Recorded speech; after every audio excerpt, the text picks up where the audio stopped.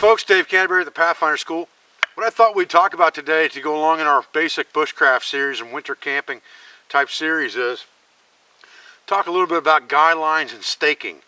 Proper ways of staking out your tarp or your tent itself, and proper ways of making those stakes, and then proper ways of using guidelines to be able to tighten and retighten. One thing about canvas or oilcloth is, and even Silnai's guilty of it a little bit, but mainly with canvas and oilcloths and things like that, they tend to stretch and shrink depending on the time of day, depending on whether they're damp, depending on whether they're dry, morning humidity, afternoon dry heat, things like that change the consistency of that tarp, and it stretches back and forth.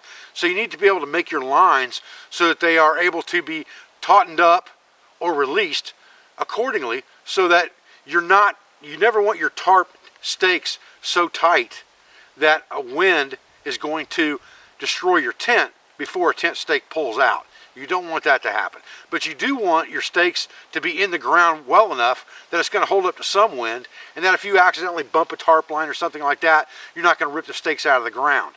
And there's different techniques and different ways that you can make stakes, different ways that you can stake a tent into the ground, even if it's wet, to make it more secure. We're going to talk about that today. We're going to start off by making a tent stake. There's two different types of stakes you can make. We're going to make both of them today. We're going to start off with just a straight stake that has a notch, a beveled top on the top of it so that you don't mushroom it out when you pound on it, and then a semi-pointed end. And this would be a stake that you would keep in your kit. I'm a big advocate of carrying stakes. I don't like to have to make stakes on the fly for an emergency kit. But for my bushcrafting or my camping outfit, I would just as soon have wooden stakes and things like that, and nice taut lines and things like that that I make with dog bones on them for tightening up my tarp lines and whatnot. And I'm going to show you how to make those more traditional type things today. So stay with me. Okay, so to begin with, you want your stakes to be made out of hardwood if possible. And this is, again, just going to be a straight stake. We're going to do three things to this stake. This is a piece of oak, and it's about 1 foot long, and that's about how long I like my stakes to be, 1 foot to 14 inches, somewhere in that neighborhood, depending again on the ground that we're trying to pound these stakes into. But in eastern woodlands, I prefer them this length. We're going to need to bevel the top, and generally with a stake, I want the biggest end to be the pounding end on a tree, so it's going to be inverted. The tree would have grown this way. We're going to bevel the top first, and that's as simple as coming up here and just cutting the top around into a bevel. And what that's going to do is that's going to keep that stake from mushrooming out when we pound on it with our axe to drive it into the ground. We won't be splitting that stake open. Doesn't have to be too much, just a little bit of a bevel all the way around is enough. The front of the stake we're going to cut into a point, and we are only going to go back about 1 inch, just like this. And we don't want a real sharp point because we don't want something that's going to break over, but we do want some type of a wedge that's going to be able to drive into the ground. So we're going to put this down to the point of about what a worn out pencil would look like, a worn out pencil lead would look like, and we're going to stop at that. And again, we're making stakes here that we're going to keep in our kit, so we want to make them as neat as possible. This is not something that we're doing on the fly. For our emergency kit, we just carry the stakes. We just carry the plastic stakes. But for something like this that we're going to use in a traditional type setup, hunting camp, whatever the case may be, we're going to make these pretty neat and tidy. And again, like I said, we don't want to make this thing really pointed, because if it's pointed, it's going to tend to snap off if we hit a rock or a root when we're pounding it in and mushroom out. We just want a good semi-round point. And when I get to the front here, again, I'm just going to bevel this a little bit just to keep it from mushrooming at the tip. And that's what I like to have, just about 1 inch long, nice bevel down. Now we need to put a stake notch in here, and for that we're going to use our baton. And what we're going to do is, I've got a piece of hardwood maple over here that I use for a baton, and we're going to drop down a little over 1 inch, or right at 1 inch from the top of the stake right here, and we're going to baton our knife 1/3 of the way in. 1/3 of the thickness. We don't want to go halfway because we don't want to destroy the integrity of the wood when we start pounding on it. And then we're just going to, that's our stop cut basically, and we're just going to bevel that in just like this. Again, we don't want to go more than 1/3 of the way through the wood. So if we get to the point where we're seeing heartwood, we've went too far. Right now we just want something that our ropes will catch on. And you can use any type of rope for this stuff. I prefer to use bank line when I can. And we'll just neaten it up. And that gives us a very traditional tent stake. Okay, so the second type of stake that we can use looks like this. And again, this one's got some knots in it. We'll have to baton those off. But basically it is a fork. And again, this is the smaller diameter end because it grew like this. This will be our point. This will be beveled off. We can bevel this off if we want to. Smooth it down just a little bit. And this will become our stake. And instead of needing a notch in the stake, a 7-notch or a stake notch, all we need is this fork for part of our stake. These are a little bit more cumbersome to carry. They take up a little bit more room. But there's some things that you can do with these that'll make them a little bit more stable. You could pound that thing in all the way into the ground down to here, and you've got 2 holding points. But you can also use cross staking.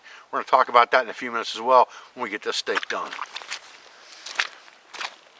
Okay, so we're going to go ahead and remove the knots with our axe. And Daniel Baird said in the 1920s, and I've also seen it referenced by other people like E. Krebs and others, that you should never use your knife for something you can use an axe for. So for knocking these knots off, instead of batoning, I'm not really making any fine cuts. I'll go ahead and knock these knots off with my axe instead of having to sacrifice the blade of my knife or pound on the back of my knife. And I could also use this for taking the bark off, just holding it as an anvil like this and pulling against it. And I could carve the entire stake most likely with this axe should I choose to do so in the same fashion, just by using this as an anvil and pulling against it. And you can debark these stakes or not debark these stakes, that's up to you. But eventually that bark's going to start to peel off no matter what you do, because at that point the bark's going to be dead. So it's going to eventually peel off. Now again, the only 2 operations that we need to take care of on this particular stake are, we need a point on the bottom, and it won't be any different than the last one, about 1 inch. Beveled down into a point that looks about like a worn out pencil that you're about ready to take back to the sharpener. I don't want it any sharper than that.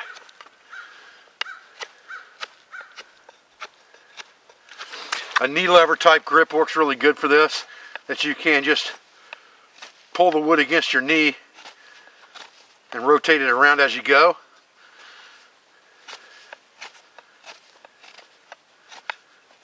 A very controlled method of carving points. Okay, that's good enough. Okay, so let's talk about tarp lines real quick for a minute. I use number 36 bank line most of the time for my guy outlines. And remember that when you're talking about tarps and tents, you don't set up and take down a tarp or a tent. You pitch a tent, you strike a tent. You pitch a tarp, you strike a tarp. If the tarp's not touching the ground, you are flying the tarp. In this case, we're flying the tarp because it's over the back of a canoe and it's being held up on the front by poles that we've put in the loops. And then we have this number 36 bank line that's going to be our guy lines. What you want is you want to make this adjustable so that when you stake it out, you can tighten it or loosen it depending on the stretch of the canvas. So what I've done is I've taken just a stick that's about 1 inch in diameter and I've split it in half.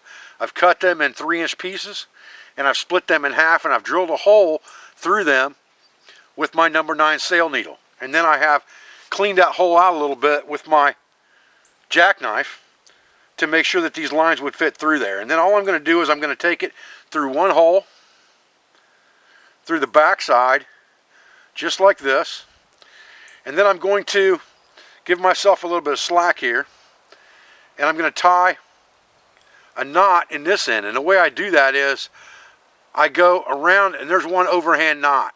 I'll go around that 3 to 4 times on the inside, just like that, so that when I pull that together, it becomes a fairly large knot, just like that. That's not going to slip through this T-bone.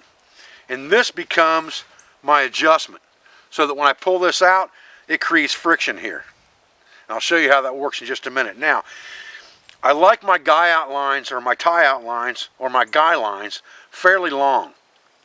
So what I will do, if I'm not going to use the entire line, and it's going to end up to where this dog bone is going to be cleared up by the tarp, and I don't have any adjustment, or I'm out of adjustment, what I'll do is I'll take this slack side of the line right here that's got the knot on it, and I'll pull some of it through, and I'll just tie 2 half hitches over the top of each other to create a clove hitch right there, and that takes up that slack. And then I just have the slack sitting here, and I can always pull that out really easily. So then when I'm done, I've got a loop right here, an adjustment loop, and this is what I'm going to stake down.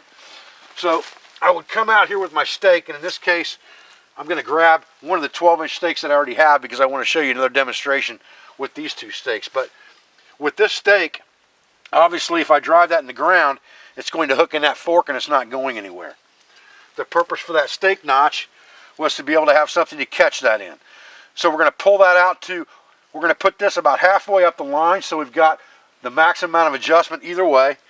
And then we're going to put our stake in the ground at a 45-degree angle from the tarp. We don't want the stake straight up and down. We don't want it facing the tarp. We want it facing about a 45-degree angle away from the tarp, and we would pound it in. So let me grab this other stake.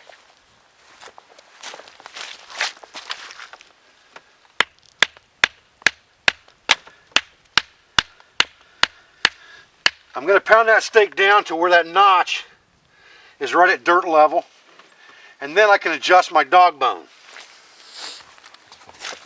Now I have the ability to take this dog bone and pull my tarp tight, slide this dog bone up the line, and it's going to hold by friction that line tight. If I need to loosen it up, I can pull it down.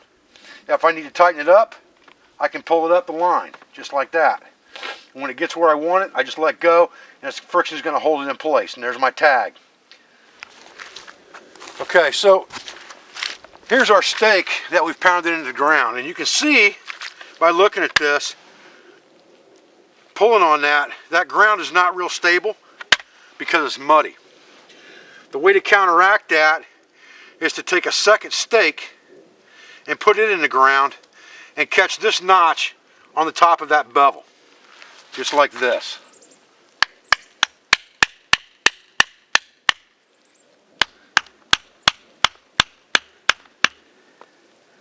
Make sure we get our stake rotated so the notch catches on the other one when it gets down to that point. Just like that. Now we've got this notch catching on the top of this stake, and now it's very, very stable, and it's not going to go anywhere. So in soft ground, you may have to cross stake like this. Well, folks, I appreciate you joining me out here for another short video today in our basic bushcraft series on how to create guy lines with dog bones on them for adjustment, and also how to properly stake out those guy lines and create those stakes. Remember that really, if you are woodcrafting and camping, things like that, you should probably create one guy line and one stake for every tie out point on your tarp ahead of time. That way you don't have to worry about doing it when you're setting up your camp when it may be close to dark. And again, for an emergency kit and things like that, I'm carrying plastic stakes beyond the shadow of a doubt. But for sheer enjoyment, which is what I am really all about with woodcrafting and camping, I do it for the enjoyment. For those type things, when I'm trying to do it more traditional or in more traditional fashion, I like to fashion those things ahead of time, and I don't mind carrying a little extra weight. I thank you for joining me for this video. I thank you for everything you do for me, for my school, for my family, for everyone affiliated with this Pathfinder school and the Pathfinder program. I'll be back with another video as soon as I can. Thanks, folks.